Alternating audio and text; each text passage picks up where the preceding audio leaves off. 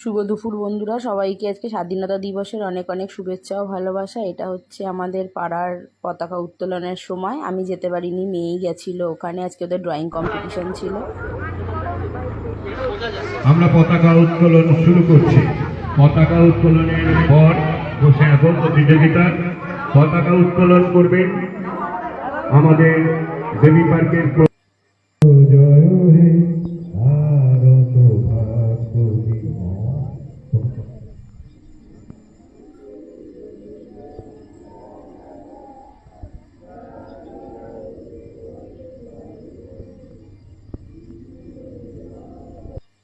আজকে রান্না, শরীরটা ভালো নেই বলে রান্না করতে অনেক দেরি হয়ে গেল। তো কী রান্না করব, তাই জন্য ভাবলাম শর্টকাট রান্নার মধ্যে মনে হয় চিকেনটাই।